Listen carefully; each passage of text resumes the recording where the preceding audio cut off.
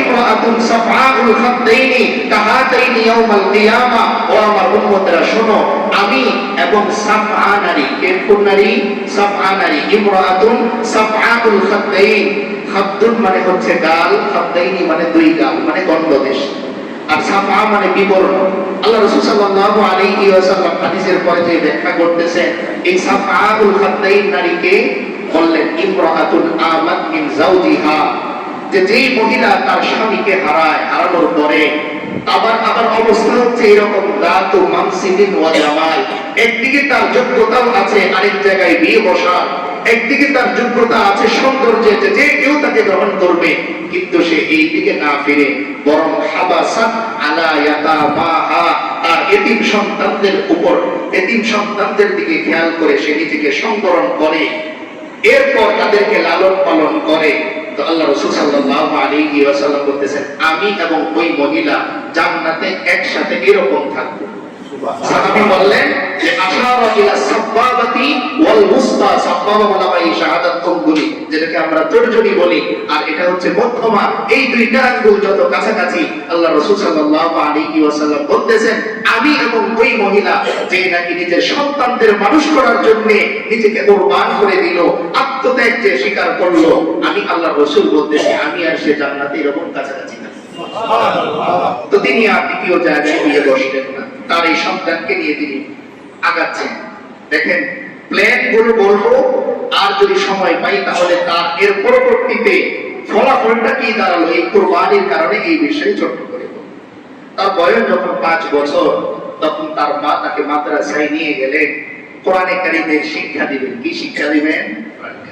দেখেন, এটা ছিল তার প্রথম কুরবানি, ধর্মীয় লাইনে প্রথম কুরবানি। তিনি চাইলেই পারতেন যে আমার ছেলেটার বাবা নেই, তারে কোনোরকম কিছু একটা পরিয়ে কোথাও কাজে দিয়ে দিই, কিন্তু মা চিন্তা করলেন না, আমি তারে কাজে দিব, কিন্তু দুনিয়ার কোনো মানুষের কাজে দিব না, তারে আমার মালিকের কাজে দিয়ে দিব। কোন কাজে? মালিকের কাজে। তো তিনি মাদ্রাসায় নিয়ে হুজুরকে বললেন যে আমার বাচ্চাটাকে একটু পড়ায় দেন। তো হুজুর বলতেছেন, বাবা পড়ো। বিসমিল্লাহির রহমানির রহিম। এবার খাজা কুতুবউদ্দিন বিসমিল্লাহির রহমানির রহিম বলে, হুজুর পরের আয়াত বলার আগে খাজা কুতুবউদ্দিন বলে আলহামদুলিল্লাহি রাব্বিল আলামিন। আয়াত শেষ হওয়ার পরে আবার বলে আর রহমানির রহিম। আয়াত শেষ, আবার বলে মালিকি ইয়াউমিদ্দিন। আয়াত শেষ, হুজুর চুপ।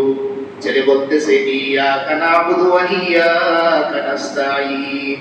হুজুর চুপ করে আছেন। এবার সন্তান আবার বলে ইহদিনাস সিরাতাল মুস্তাকিম সিরাতাল লাযীনা আন'আমতা আলাইহিম গায়রিল মাগদুবি আলাইহিম ওয়ালাদ-দাল্লিন।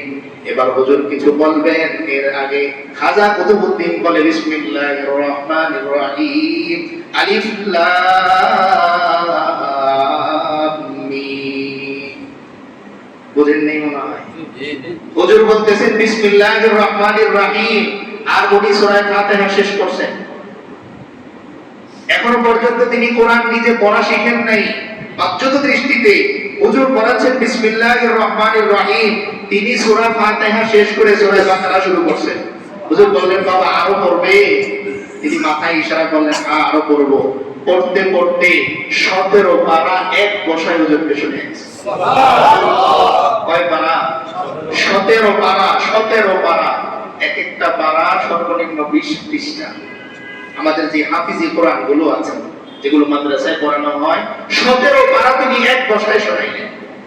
হুজুর শুধু চুপচাপ শুনলেন। এরপর তিনি খাজা কুতুবউদ্দিনকে জিজ্ঞেস করতেছেন, বাবা তোমার মা তোমাকে নিয়ে আসলো বিসমিল্লাহির রহমানির রহিম পড়ানোর জন্য, তুমি শুনিয়ে দিলে 17 পারা। এবার মাকে জিজ্ঞেস করতেছেন যে আপনি না বললেন ও কোরআন পড়তে পারে না, আমি ওরে কোরআন শিখাবো, আপনি তো আমাকে অপমান করলেন, সে তো 17 পারা শুনিয়ে দিল। এবার উস্তাদ জিজ্ঞেস করতেছেন, বাবা তুমি 17 পারা কার কাছে মুখস্থ করেছো? খেয়াল করে শুনবেন। কি জিজ্ঞেস করতেছেন? যে এই 17 পারা তুমি কার কাছে মুখস্থ করেছো? তো খাজা কুতুবউদ্দিন রাহমাতুল্লাহ আলাইহি বলেন যে আমি 17 পারা আমার মায়ের কাছে মুখস্থ করেছি। কার কাছে? সুবহানাল্লাহ, কার কাছে? এবার মা বলে, ও সন্তান, আমি তো তোমারে মুখস্থ করাই নাই, সন্তান এবার মায়ের উত্তরে বলতেছে, না আপনি আমাকে শিখিয়েছেন। এবার উস্তাদ জিজ্ঞেস করলেন, ও মা, সন্তান বলতেছে আপনার কাছে 17 পারা মুখস্থ করেছে, আর আপনি বলতেছেন না মুখস্থ করেননি, ঘটনা কি? এবার মা বলতেছে, হ্যাঁ আমার এতটুকু মনে পড়ে, আমি যতবার আমার খাজা কুতুবউদ্দিনকে দুধ পান করিয়েছি, কোনবার আমি জবান বন্ধ রেখে তাকে দুধ পান করাইনি, কোরআন পড়তে পড়তে আমি তাকে দুধ পান করিয়েছি। যতবার আমি আমার ছেলে বখতিয়ারকে নিয়ে ঘুমাতে চেয়েছি, আমি আমার জবান বন্ধ করে ঘুমাই নাই, বখতিয়ারকে কোলে নিয়ে কোরআন পড়তে পড়তে আমি আমার সন্তানকে ঘুম পাড়িয়েছি। যতবার আমি তাকে ঘুম থেকে ওঠানোর জন্য, জাগানোর জন্য কাছে গিয়েছি, আমি জবান বন্ধ রেখে তাকে ঘুম থেকে উঠাই নাই, কোরআন পড়তে পড়তে আমি তাকে ঘুম থেকে উঠিয়েছি। আমার সন্তানকে আমি গোসল করাইতে নিয়ে যাই, সেখানেও আমি জবান বন্ধ রাখি না, কোরআন পড়তে পড়তে তাকে আমি গোসল করিয়েছি।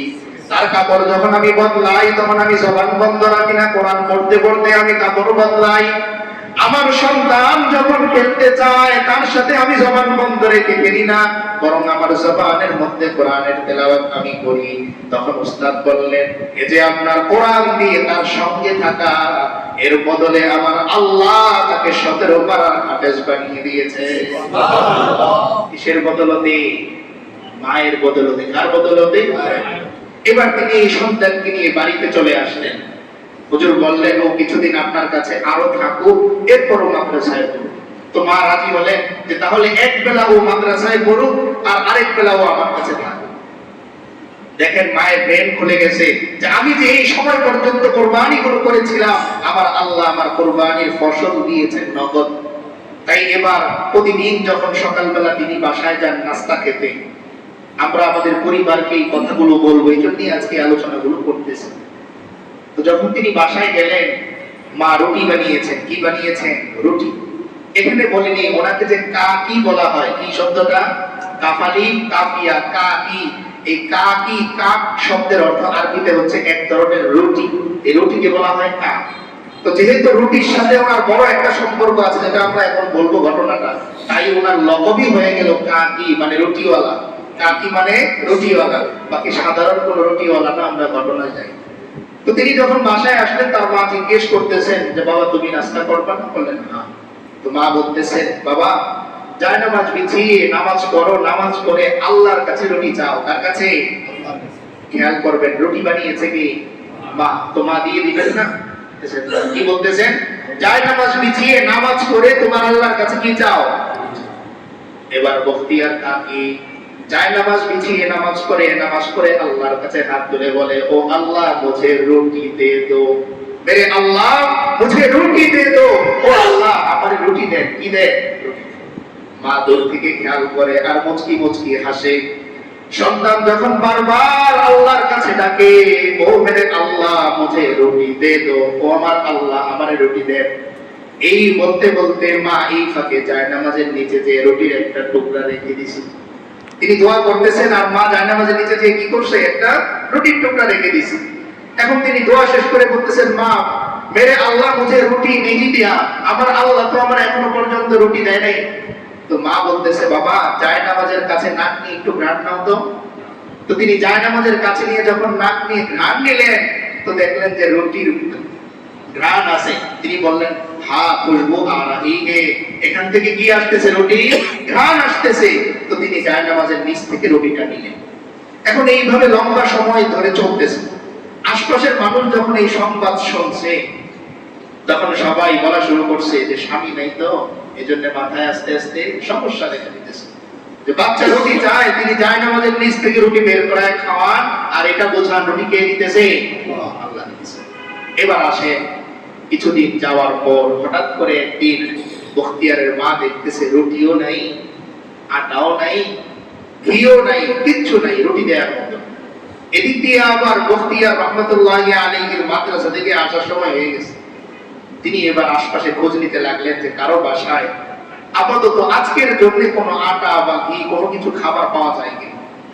বাকি যেহেতু তার ছেলের পছন্দ রুটি, কারণ তিনি ইন্ডিয়ার মানুষ, দিল্লির মানুষ, তাই তার মা সেখানে খুঁজতেছে রুটি পাওয়া যায় কিনা। তো তিনি আসতে আসতে অনেক দেরি হয়ে গেছে, পান নাই কারো কাছে। যেহেতু সবাই তাকে নিয়ে হাসি ঠাট্টা করে, তাই কেউ থাকার পরেও হয়তো দেননি। তিনি খালি হাতেই ফিরে এসেছেন মনটা খারাপ করে।